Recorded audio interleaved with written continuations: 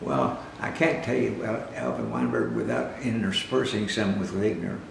Eugene Wigner and he were like brothers, and maybe a little closer than most brothers. Weinberg, to me, was misunderstood by a lot of people because he was an absolute brilliant person, just like Eugene Wigner, and he would understand the problem he was talking about way on ahead of everybody else in the room, and but he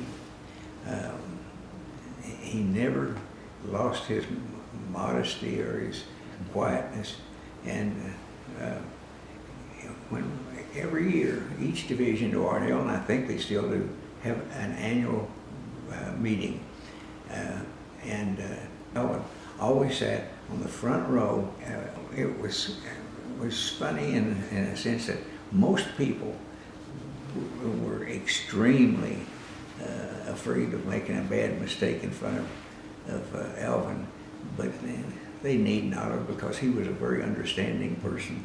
But I'll give you an example. Jake Norfeld had a slide made up of one of his calculations.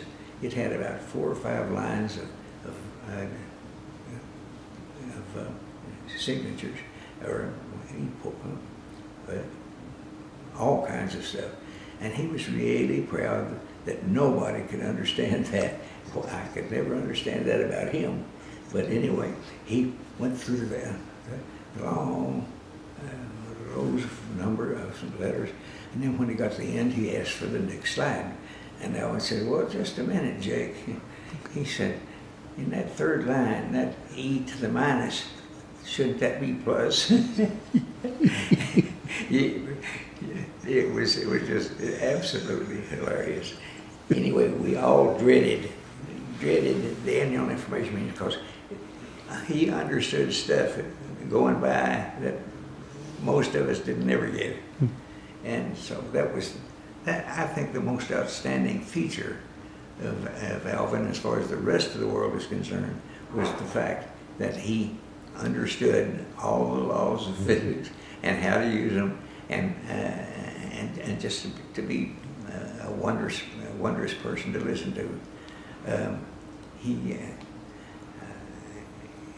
He was modest as it's possible for a person like him to be, I guess, and it just happened with luck that way back there he called on our division to send up somebody to talk to him about a problem, which was one of our problems in Nevada.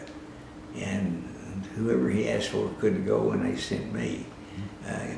Casey Morgan was still the speaker of on that subject. And so anyway, it got us introduced in a way that he liked, I guess, because from then on, every once in a while, he'd have a question where somebody didn't fill it in good, and he'd call him, and I'd go ask him. And then, as the best surprise of all, one Thursday afternoon, I don't remember the whole detail, he asked me to come over and talk to him. And I came over and went over to his office, and he said, "I want you to turn your operation over to your next in line," which was Fred Haywood, "and go away and come back as quick as you can with a PhD. And you can't beat a thing like that." He said, "You're due for all your expenses, but we'll pay you your salary while you're gone." And they did. And I was going 1 year to the day to Georgia Tech. Anyway, Dr. Weinberg, he very quietly congratulated me and turned the health physics division over to me. It's what he had planned on doing. You know, he left the laboratory and went to Washington, and up there I only saw him a couple of times. But then he came back to Oak Ridge and started the firm that he stayed in. And so we saw more of him there. Matter of fact, my little corporation had grown up to about 30 people. And I had started a program at our laboratory, our personal laboratory, that we had Alvin come out every Wednesday evening at 6 o'clock, 5 o'clock to 6 o'clock to talk to the staff about all kinds of physics problems. People would write their ideas of what they'd like to hear about him. And he came and he'd bring some other people now and then. So it was a real party. We'd have, you know, the usual drinks and eating. And it was a warm and good day. Mm-hmm. And Alvin added to anything in his quiet way. Most people didn't think of him as being a quiet person, and he wasn't, except when he had something important. And so his after-work talks that he gave at our place were just marvelous. We'd have our guys think about problems that we had in the world of health physics, and when Alvin would be there, they'd ask him about these questions. He was absolutely fantastic.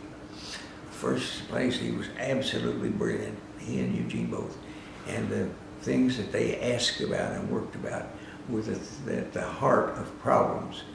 And so and under Alvin, we talked about the heavy subjects that, as far as the public was concerned. He was quiet, and as far as I know, nobody disliked him, but he wasn't close to very many people because they looked at him with awe. Well, the main thing that I feel about Alvin, and I was closer to him than most, is that he was a quiet, modest guy that could, in his head, he could figure out long equations. It's brilliant.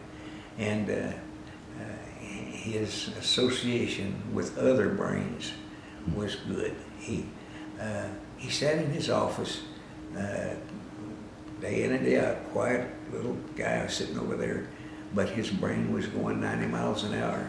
And people called him from all over the world with questions. And he was also modest and receptive of other people's ideas. We lost a lot when we lost him. You know, Oak Ridge has seen almost all of the great figures in the world. And right in the midst of all those most brilliant people was Alvin Weinberg. And but he was also the one that you didn't hear much about. His work ended up in journals and reports and personal documents that he did not promote his work. He just did it. And well, I felt lost like I did for my dad when he died, and it was a bad day. But he left a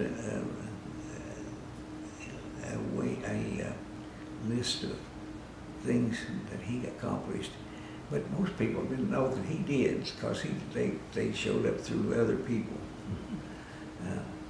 That's the best thing that I know about him.